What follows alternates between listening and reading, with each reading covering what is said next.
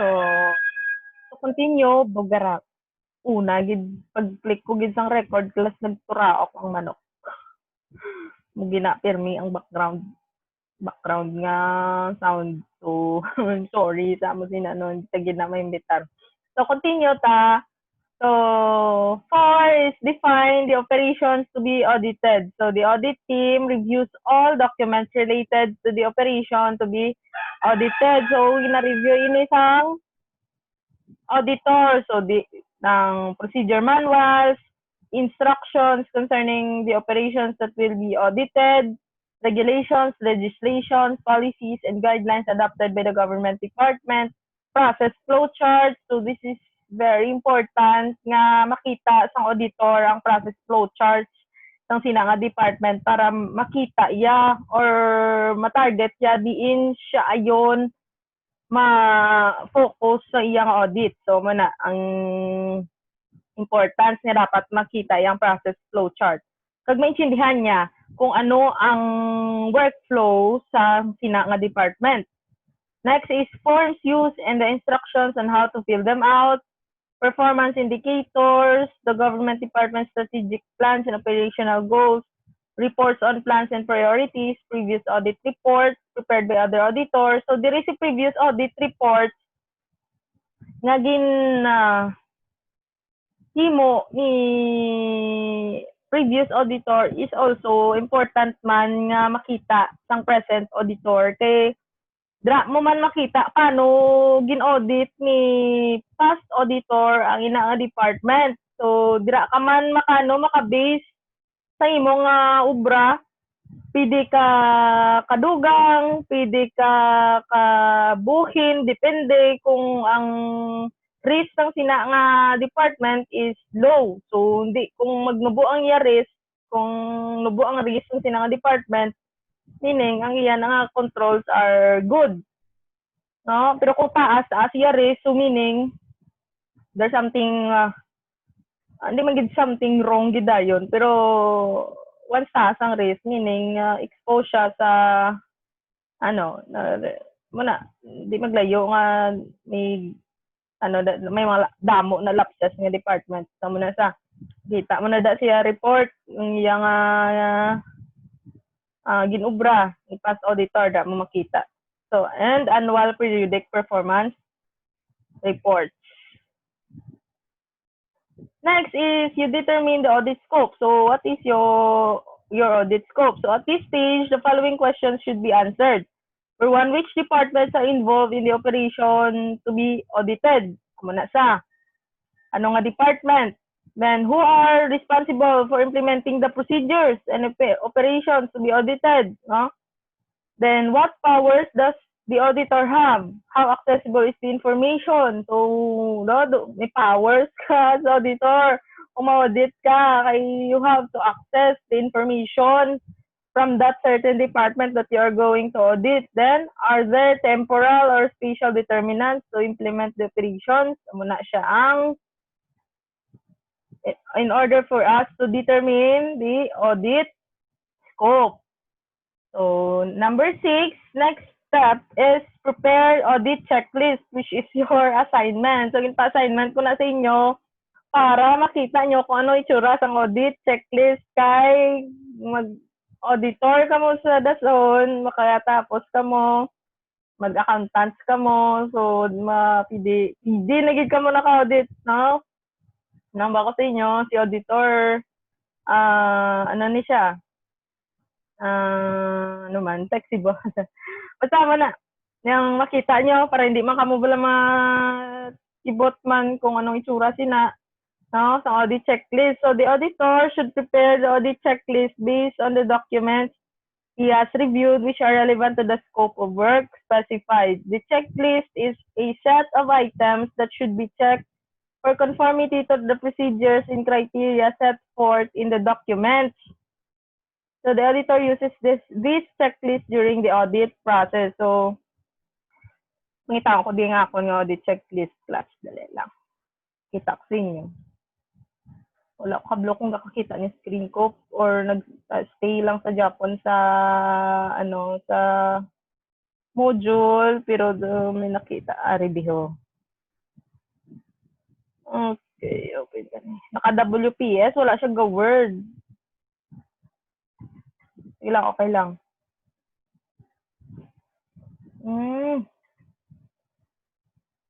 Wait. Yeah, maniguro ka external audit ng akon.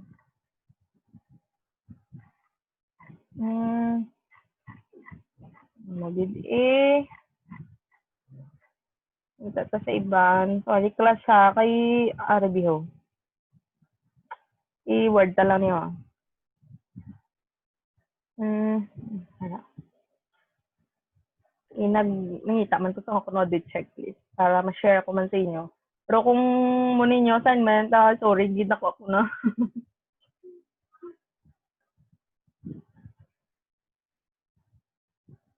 Isa lang class ka, audit checklist, dayon isa man ka, audit summary report. None. Checklist. Okay, so I'm gonna share this to you. Ay, yung kakita nyo na.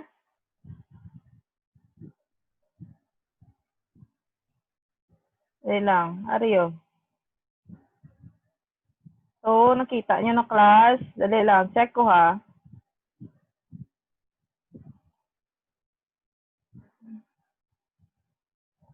Sakto, share. Ay, hindi. Oo. Hindi ko ni-visual siya. Do ka, gid sa ano.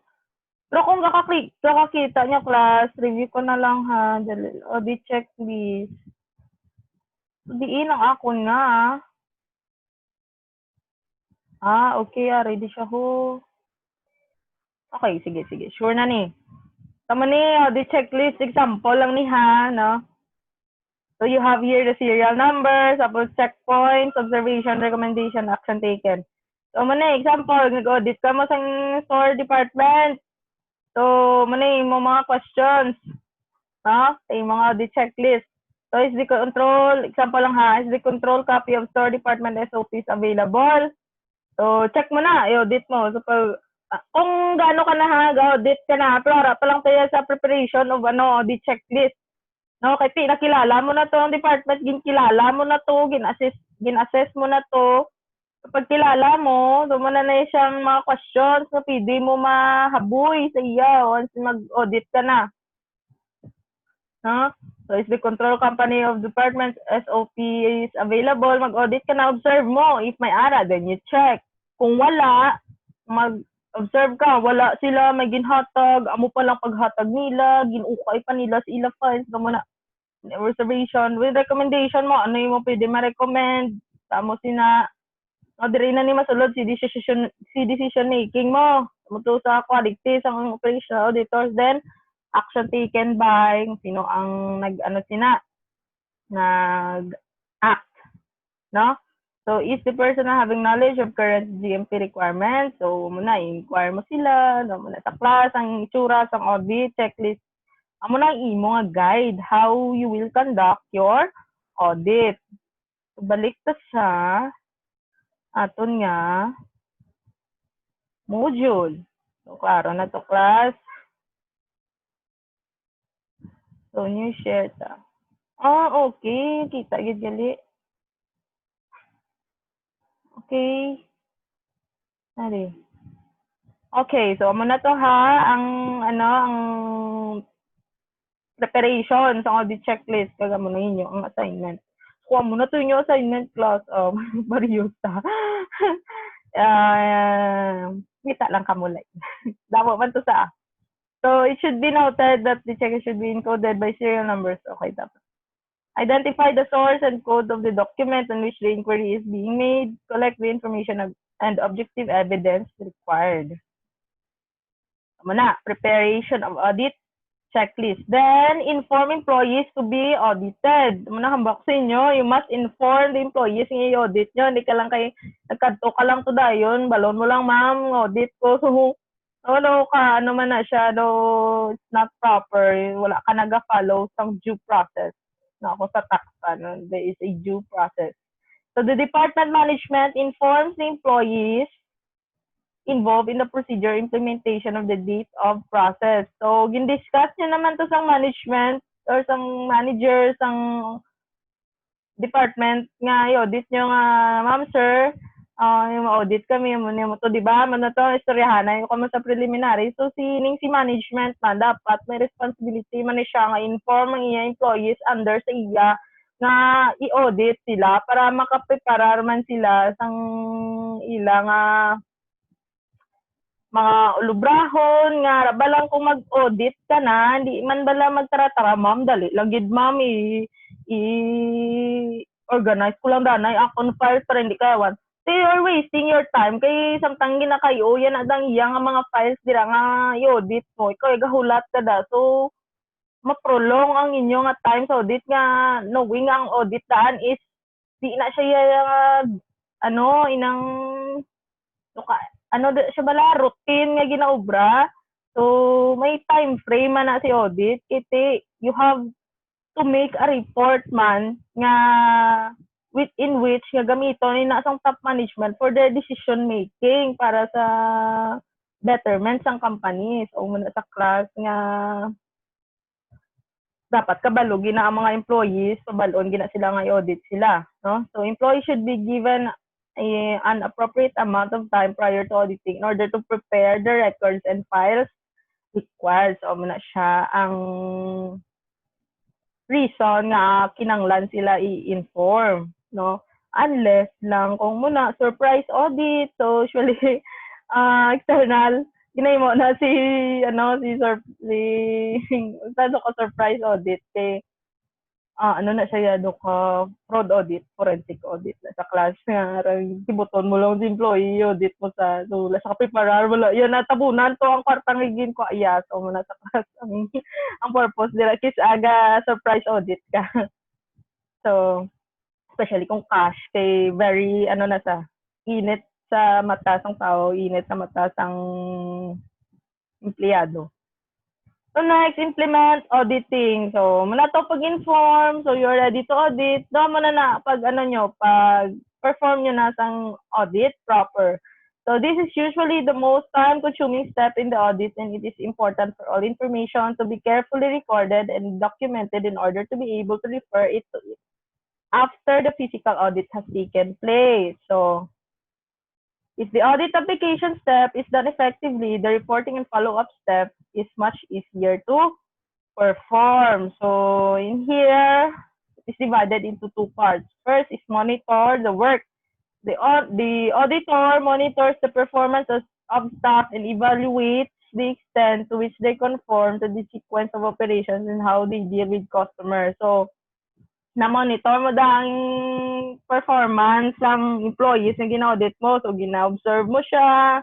No, paano niya gina-perform niya obra, sakto bala, no? Matugani nga dapat kabalo ka sa mga procedure manual, process workflow para ma-compare mo ang ara sa manual sa actual nga gina-obra kung insakto bala or base naga-shortcut sa obra nga in which amo na siya ang nagapalain sang quality sang product or sang service na gina-deliver ya. So muna da. So in the process, he writes down notes to prepare a report of non-conformity cases if any. So muna siya kung wala siya naga-conform with the standards, with the procedures nga ara sa manual, nga ara sa workflow, ara sa flow chart. So dra mo i-note, dra mo ibutang sa report if there are non-conformances. So it is advised that the auditor uses a form to collect data on how employees perform their tasks in order to audit some service delivery standards such as time needed and number of errors and evaluate the way employees deal with customers. Diba? Sige, ginasinggit-singgitan nila ng customer mo na nga wala customer na ang inyo company kay hindi galian mo ang treatment ng employees sa inyo sa mga customers. So, muna gani class or si operational audit dako ginang iyang impact sa customer satisfaction. So second, audit by interviewing employees and reviewing the documents. So kagina to, you monitor the work, you observe the work of the employees. Dari naman niya, you interview employees and reviewing the documents. So prior to auditing, The auditor should explain to the employee concerned how auditing is to be performed. So, inform mo na sila, ma'am, we are going to conduct an interview, an inquiry about how you perform your work. So, mo na siya, ma'am, we are going to observe how you, iba, sa iba lang agatindog ka lang da, tapos wala saya kabalo kung ano ka, ti, conscious na sa karon nga, ano na di sa man, nung ginabantayan niya gig ko, naman na. So, inform mo na sila kung ano mo on, mag-audit ka, no? Para do ka, hindi, no ka, there is a smooth relationship one with the auditee, with the employee, pag sa imo man. So, para hindi man sila malamahadlok mo kung no pananawan nila sa auditor haladlukan. So, hindi man Look, they are there to improve the operations of the company. Hindi na sila mga on tao. No, na siya. So, then use the audit checklist to ask the employees concerned the required questions and write down their answers in details. O muna sa atong mga questions sa imo audit checklist. So, dira mo na siya ipamangkot sa imo sa employee. So, along with any notes, as well as auditing all the files and records that contain the previous forms, reports, and documents on the implementation of the procedure. So, auditing does not only mean ma-interview ka lang sa employees, observe ka lang daw. So, there are other forms paano mo i-perform audit mo. Mayara ka nga get the sample from the source documents, ilan taon mo, check to bala ilang recording. Now, there is a reconciliation on the records, accounting records to the supporting documents, o accounting records, muna sa class. So, in order to verify that operations are being carried out according to the procedures and criteria specified. So, if points of non-conformity are noted, the auditor should prepare a report of the violations. So, report mo na, kaya mo na siya ang purpose nga nag-conduct ka sang audit nga to identify if there are non-conformances and also to identify if nagasunod bala ang employees sa system kag sa proper workflows nga gina-implement sang company. So this report contains mainly a description of points of non-conformity along with the reasons and evidence. Of course, wala ka lang daga report nga wala na sila gapati sa amon but you don't have evidence. So, muna siya dapat no detective man si auditor, no? You observe some non-conformances, nakita mo nga may kakulangan, then of course, set kada, butang kada kung anong mga evidences nakita mo, why mahambal mo nga there is non-conformance na sa class. And also, you cite reasons why there are non-conformities sa side ng employees sa process. So it should be noted that the approval of the employee concerned of the report is required. So there must be, usually class, may perma na ginapaperma na sila after you conduct the audit. So next is prepare the audit summary report. This is your assignment number 2. No? An example of audit summary report. So upon the completion of the audit process, the auditor prepares the audit report and sends it along with the checklist and non-conformity report if there is any. No? Tapos sa itong audit, then you make report na, audit summary report. No? To the department management, which will in turn approve the report and pass it on to the managers concerned in order to take the necessary corrective and preventive action. So in your audit summary report, it is necessary to ensure that the report contains all the required requirements. So ano ang unod sa imo audit summary report? Audit objectives. So ano natin yung objectives? Ano to siya? Dira na gina-cite. Scope of work. Up to what extent ka nag-audit? Ano ang department gin-audit mo? Sino gin-audit mo? So ano to siya? Must answer the questions nga to sa babaw, no? Sa determining the scope of your audit. Then action steps including the time needed, professional standards, and policies adopted. So, dira mo na isay kung paano mo sila gin-audit, no? Ano nga mga policies na gin-adopt, PSA, na siya, Philippine Standards, mo na. Then audit results including points of non-conformity. So, anong results? Ano ang na-observe mo, ano ang nakita mo, along your audit. Cite mo na da. So summary of experts' views and management comments, if any, they should include all opinions, whether positive or negative. So, and any confidential or sensitive information that has been deleted. So, points to consider when preparing the audit report. The report should be objective. Amo to kagina, you must be objective. You must be impartial. So, your report must be objective. Wala sang may pinapaligan. So, anong mga conformities nakita mo, wala ka sang may gin reserve. Wala ka may gintago kay tungod si ang atong conformity ginkandak ato sa miga ko, so hindi ko lang ni pag-report kay migahay kami, so muna class muna na no muna nga sa audit dapat objective ka, report mo is objective man. So the report should be consistent and reliable, no, masaligan maramba ka to nga sa babaw may non-conformity dahil hamba ka nga wala sila tapos sa pagbasa mo sa dalom imo kung do nag-conclude ka nga wala sila sala no do ka ano it's inconsistent, no, and dira it will make it unreliable. Then the report should be transparent and comprehensible. So transparent dapat muna class wala ka sang may ginatabunan something dira sa report mo, so anong imo tanan nga observation dira mo na tanan i-report mo dira, no? Okay, that's the purpose of your audit.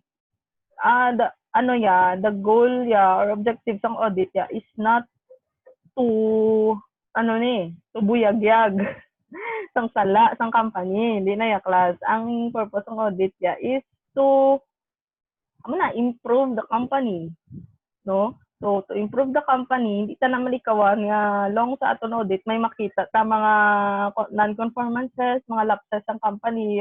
Mas mayo nga makita ina kung sa pinapabulag-bulagan lang na kay no we're helping the company to be better, no? Kung better ang company, so muna it can contribute man sa betterment ng status ng iya mga employees.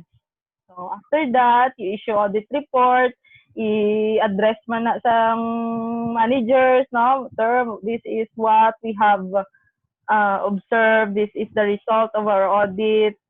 So, here is the result. Amo niya, mo recommendation. So, i-implement kung ano daw mo recommendation para mag-improve ang inyong department. So, si manager man is i-relay man sa iya constituents under sa iya.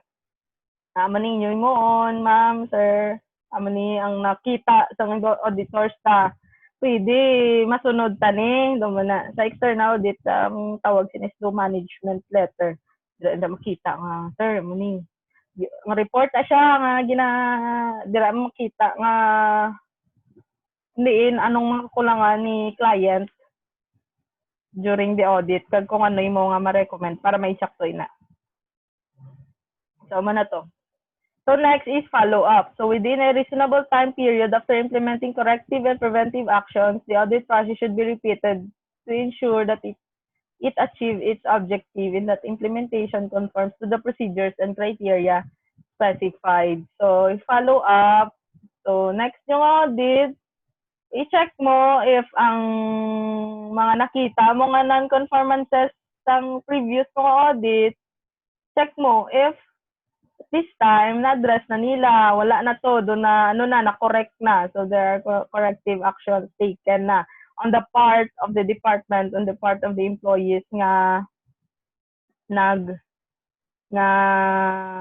na-addressan sa itong mga non-conformances sa previous na audit. No, so this is perhaps the most critical part of the operational audit. So a good audit report will effectively communicate the recommendations and conclusions to the management. The report will be supported by all documented facts, findings, and opinions that were gathered during the audit application. So the reporting steps should include a follow-up step to determine what, if any, action needs to take place in order to improve the operations of the company. So the draft report uses the following standard structure. You have the purpose, scope, results, audit opinion, recommendations, and so on. So, muna siya class. That's all about the steps in the operations audit process. Kita kong ilong. So, you have your operational audits versus traditional audits. Tama na sa class, kung operational audit, nag-focus na sa efficiency and effectiveness sa company, and it is not supported or not governed with the Philippine standards on auditing. Well, as financial audit, actually, mo siya external audit, no? Ano ni siya, very, very formal. Kay may kontrata, no? There is an engagement between an assurance engagement kung na ano niyo na discuss niyo na sa inyo auditing theory. Ano na siya, very super formal. Lagi na siya kasi you are bound to follow the PSA. Tama na siya. Or the Philippine Standards on Auditing. Nag-express ka opinion whether the financial statements are prepared in all material respects in accordance with the applicable financial reporting framework. So, si operations audit niya, more comprehensive form of an internal audit. This type of audit is attempts to improve the efficiency and effectiveness of the internal operations. So, how do companies become profitable under operational audit? So, una sa class, you read. Kay, intindihan lang na siya. Kag maintindihan nyo naman, guro subo nga, kinanglan, nga, kung effective ang operations audit isang company, actually ga-follow na siya nga ma-profitable man na siya kay kung gis na sige mo monitor, no, operations audit is a form of monitoring man sa company nga if sakto bala mo na bala may pasingad tuan ng company, no, may ano siya, may concrete way. Anong daw ka ano bala class do ano ni may nag-guide sa company into its goal to increase or to maximize the value of the firm. So, para sa inyo, financial management na nasa class kasamo na nga ako nga speech. So, that's it. That's all about operations audit. So, I'm looking forward to meet with you online. Galing kay atong schedule is 4 to 5:30. So, mamangkot na ko sa inyo doon class kung ano ang vacant yung hours kung aga.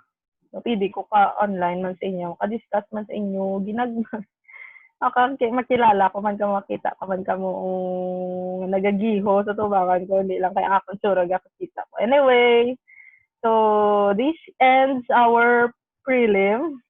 Ako lang to. Sige lang sa midterm, pre-finals, kag finals. We'll discuss more about operations audit, how to improve the internal controls of the company.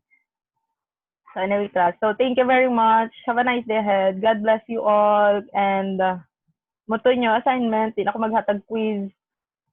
And that's it. Di na ako din announce another sa another subject sa akon. Thank you.